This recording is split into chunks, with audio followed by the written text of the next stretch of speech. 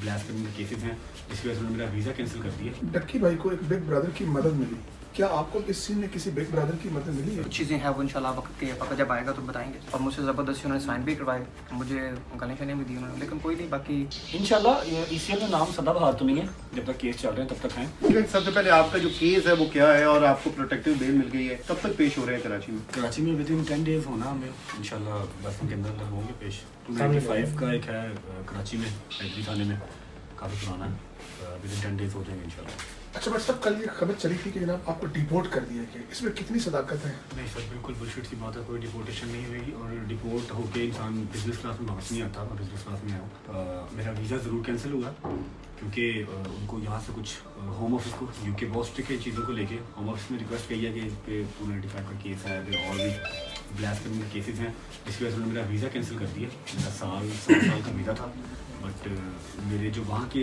Solicitor हैं, जो मेरे लॉयर वहाँ के हैं यूके के, उन्होंने एडमिनिस्ट्रेटर जो है ना वो रिव्यू को चैलेंज कर दिया हुआ है। इंशाल्लाह होपफुली जो हमारा वीज़ा रहता है वो रिवाइव हो जाएगा वापस। डक्की भाई को एक बिग ब्रदर की मदद मिली, क्या आपको इस सीन में किसी बिग ब्रदर की मदद मिली है?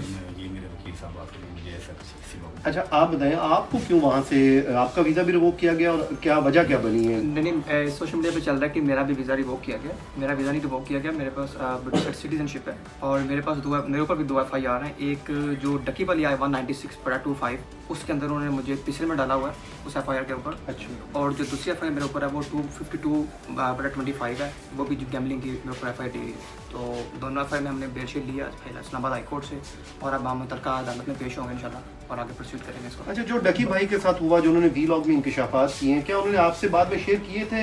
क्या ये आपको लगता है कि ये क्या हुआ क्या है?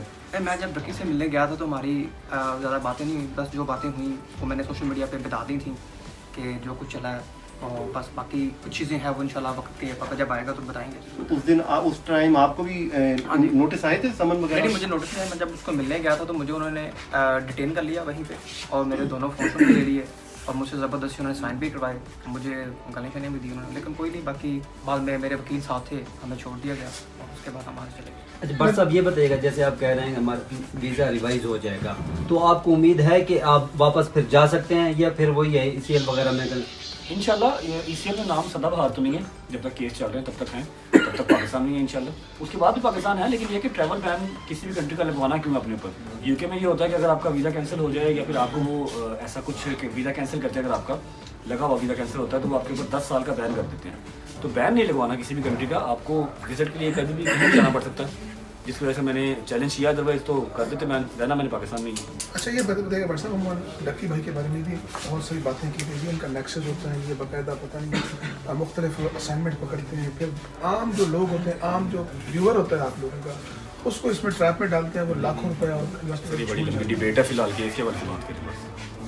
आपके ऊपर जो FIRs हैं उन पे आपने लिखा कि जो पिटिशन है उसका भी फॉल्स है, मैलाफिडी है, तो क्या केस क्या है, थोड़ा उसके हवाले से बताएंगे और आप बात करेंगे। एक नहीं है वो वकील साहब की इस बारे में बात करेंगे, मैं अभी कोई ऐसी गलत बात करना नहीं चाहता। चले ठीक है, बहुत